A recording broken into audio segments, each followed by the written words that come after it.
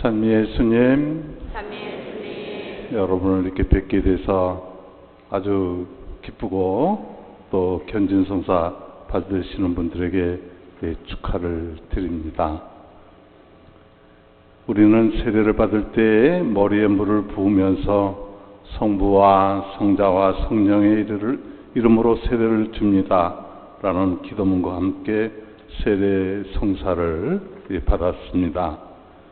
본래 세례 성사는 예수님이 요르단강에 푹 잠기셨듯이 물에 푹 잠기는 것입니다. 예수님께서도 세례자 요한으로부터 물에 잠겼다가 나오는 세례를 받으셨습니다. 이 세례는 물속에 잠겼다가 물 밖으로 나옴을 통해서 죽음과 부활의 의미를 지니게 됩니다. 인간이 마지막까지 극복하기 어려운 대상인 그 죽음을 극복하기 위해서 죽음을 이기시고 부활하신 그분처럼 우리도 물에 예수님과 함께 잠김으로써 죽었다가 물 밖으로 나오며 새로운 생명을 살 수 있는 것이 바로 세례를 통해서 이루어지는 것입니다. 우리는 우리가 하느님의 사랑받는 자녀로 태어나는 성사가 세례 성사입니다. 목숨을 바쳐서 우리를 사랑하고 죽음을 이기고 부활하신 예수님의 사랑을 받고 그분을 통해서 그분의 아버지신 하느님 아버지를 우리도 아빠 아버지라 부르며 살아가도록 새 삶을 받고 또 우리는 천국의 상속자가 되는 것입니다. 세례 성사를 받은 분들은 나를 이렇게 사랑하신 주님을 하느님을 널리 증거하는 삶을 살아가도록 불림을 받았습니다. 세례 받은 그 자체가 바로 우리가 또 이 받은 이 생명을 남에게 전하도록 이렇게 우리는 사명을 받는 것입니다. 세례 받은 모든 분들은 하느님의 사랑과 구원을 널리 전하는 사명을 받은 것입니다. 성령께서 우리 삶 안에서 새로운 삶을 살아갈 수 있도록 우리를 이끌어 가시는 것입니다. 우리도 예수님과 같은 삶을 살아갈 수 있도록 견진의 은총을 지금 청합니다. 이렇게 살아가기 위해서 이제 바로 견진성사 받을 때 세례 때에 서약을 새롭게 하며 또 세례 때에 우리가 고백한 그 신앙 고백을 이렇게 새롭게 하는 것입니다. 그래서 견진성사는 이제 세례 성사를 완성시키는 거예요. 뭐 세례가 부족해서가 아니라 세례의 그 은총을 또 세례의 그 삶을 더 견고하게 확고하게 살아갈 수 있도록 성령께서 보증해 주는 성사가 이 견진 성사입니다. 그래서 세례 때에 당신은 마귀와 그 모든 허례허식을 끌어버립니까? 라고 우리 질문을 받죠. 여러분은 어떻게 대답하셨습니까? 마귀와 그 모든 허례허식을 끊어버립니까? 네, 끊어버립니다. 이렇게 또 유아 때 세례를 받은 분들은 부모님이나 대부대모가 여러분을 대신해서 이러한 대답을 했습니다. 그렇기 때문에 이제는 유아 때에 이렇게 세례받은 분은 이제 어른이 돼서 이제 내가 내 스스로 견진을 받으면서 이 서약을 새롭게 하는 것입니다. 지금까지 고백했던 것을 이제 새롭게 해서 여러분이 자신의 말로서 끊어버립니다. 이렇게 고백하셔야 합니다. 이제 신앙에 대해서도 또 묻습니다. 성부와 성자, 성령을 죄의 사함과 육신의 부활을 믿습니까? 이런 질문에도 우리는 대답을 하면서 우리 신앙을 새롭게 정리하고 또 갱신하게 되는 것입니다. 세례 서약과 또 신앙 고백 이후에 주례자는 공동 집전하는 사제들과 함께 기도합시다 라고 하면서 한 마음으로 기도를 합니다. 여러분들 머리 위에 공동으로 이렇게 안수를 이렇게 베풀어요. 이것은 예수님의 승천 후 성모님을 중심으로 하여 사도들과 많은 신자들이 침묵중에 기도하며 성령을 기다렸던 것처럼 성령께서 견진성사 받는 여러분들에게 내려오시기를 청하면서 두 팔을 펴들고 보호자, 위로자이신 성령을 하느님께 청하는 것입니다. 성령께서는 견진받는 사람들에게 오시면서 풍성한 선물을 가지고 오십니다. 그것은 뭐냐면 성령의 7가지 은혜예요. 여러분 견진성사 받을 때 다 설명을 들으셨죠? 예, 지혜와 통찰, 의견, 지식, 용기, 공경, 그리고 경외의 성령의 7은입니다. 이것은 세례받은 여러분들이 성령을 통해서 아주 견고하게 예수님과 일치해서 살아갈 수 있도록 여러분들을 이렇게 견고하게 해주시는 것이에요. 또 성령의 9 열매인 사랑과 기쁨, 평화, 인내, 호의, 선의, 성실, 온유, 절제, 풍성한 선물을 교회와 견진받는 분들에게 나눠주시도록 이렇게 청하는 것입니다. 세례를 받는 이들에게 성령이 임하시도록 사도들의 정통에 따라 기도하고 공동 안수 후에 이제는 견진받는 분들 한 분 한 분에게 이제 개별적으로 안수를 이렇게 주는 것이에요. 그 머리 위에 손을 얹고 축성 성유로 도유를 하면서 여러분들의 세례명을 이렇게 베드로면 베드로 또는 안나면 안나 성령 특은의 인호를 받으시오라고 이렇게 기도를 합니다. 도유, 기름을 바르는 것은 예수님처럼 우리가 성령으로 도유를 받아 그리스도처럼 축성된 사람이라는 것을 뜻하는 것입니다. 이 인호는 또 날인, 도장을 뜻합니다. 보증을 해주는 것입니다. 세례성사 받은 우리들이 언제 어디서나 죽음을 이기고 부활하신 그리스도처럼 확고하게 살아갈 수 있도록 성령께서 그 죽음을 이기신 그리스도와 세례를 통해서 우리는 하나가 되고 태어난 우리들을 이제 떼리랄 뗄 수 없이 아주 견고하게 이렇게 보증해 주는 것이 바로 인호입니다. 그래서 기름물을 바르면서 이게 축성을 이렇게 하는 것입니다. 도유를 해주는. 오늘 제1독서 이렇게 보면 이사야 예언자가 하는 말씀이시죠. 메시아가 하느님의 종이 이제는 어떤 십자가와 고통이 와도 아주 그냥 뭐랄까 뻔뻔하다는 게 아니에요. 차돌 마냥 아주 그냥 정말 이렇게 아주 당당하게 이렇게 살아갈 수 있도록 차돌처럼 아주 그냥 어떤 어려움이 와도 흔들리지 않고 굳게 살아갈 수 있는 이런 어떤 십자가가 와도 바로 예수님께서 우리를 사랑하시고 목숨 바쳐서 이게 사랑하실 때 우리 오늘 십자가에 대해서 이렇게 말씀하셨는데 그러한 희생적인 사랑으로 사랑하셨습니다. 이렇게 우리가 살아갈 수 있도록 하느님의 종으로 이렇게 살아가신 메시아처럼 우리도 그 예수님처럼 살아갈 수 있는 은혜를 이렇게 받는 것입니다. 이것이 바로 인호입니다. 예수님께서는 이렇게 말씀하셨습니다. 내 마음을 다하고 내 목숨을 다하고 뜻을 다하여 주님이신 너의 하느님을 사랑하라.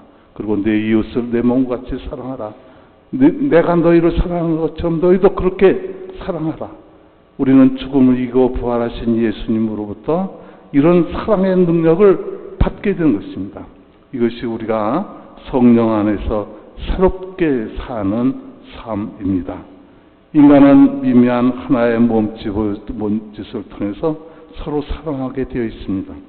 아기들을 사랑할 때 우리가 거창하게 표현하는 것이 아니라 애들을 사랑할 때 아주 안아주고 눈길을 마주치고 웃어주고 미소하고 던지고 이렇게 어루만져주고 이렇게 아주 구체적인 작은 몸집으로 이렇게 표현을 하면서 사랑을 합니다.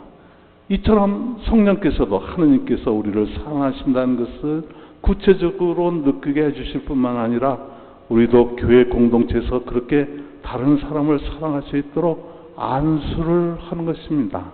머리에 이렇게 손을 담는 게 미미한 행위 같지만 구체적으로 바로 그리스도를 통해서 예수님께서 이렇게 사랑하신다는 것을 성령께서 보증해 주시는 것이죠.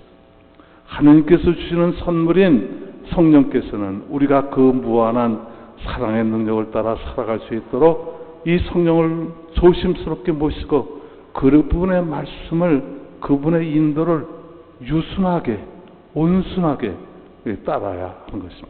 성령의 불타는 사랑으로 우리가 형성되어 나아갈 수 있도록 우리를 성령께 내어 맡겨야 한다고 교부들, 교회의 이렇게 학자들은 말씀하고 있습니다. 프란시스코 교황님께서는 이렇게 말씀하고 계십니다. 성령의 특은의 날인을 받으십시오. 그 성령의 특은은 우리 안에 들어와 열매를 맺게 하고 그 은총을 다른 이들에게 줄 수 있게 합니다. 우리는 항상 주기 위해서 받습니다. 하느님의 은총을 받고 창고 속에다가 딱 집어넣고 내가 필요할 때 꺼내 쓰고 이렇게 꽃감 빼먹듯이 이런 삶이 우리의 삶이 아니다. 이게 하느님의 은총은 뭐냐? 우리가 받은 것을 이제 물건을 받아들이고 보관하고 끝나는 것이 아니라 받은 것을 그대로 나눠주는, 함께 나눠주는 이렇게 열린 우리 신앙생활. 그렇게 하지, 이렇게 받은 것을 창고 속에만 받아두고 이렇게 하지 마시고 항상 주기 위해서 받으십시오. 하느님의 은총은 다른 이들에게 주기 위해 받는 것입니다. 이것이 바로 그리스도인의 삶입니다. 바로 우리는 그렇게 삶으로서 기쁨을 누리면서 살아요. 그 기쁨은 아무것도 뺏어갈 수가 없는 것입니다. 그러므로 성령께서는 우리로 하여금 나로부터 벗어나 공동체에 우리에게 우리 자신을 열게 만들어 줍니다. 우리는 서로 다른 사람들을 위한 은총의 도구입니다. 이렇게 견진성사를 통해서 함께 사는 모든 분들은 자신을 내어주고 예수님처럼 살아간다면 서로 사랑으로 사람들이 모이게 되고 가족이 생기고 형제들이 생기고 하느님의 백성들이 생기게 됩니다. 그리스도인들은 성령을 중심으로 인호를 받아서 한 공동체를 이루면서 살아가고 성숙하게 우리를 성장시켜 나가는 것입니다.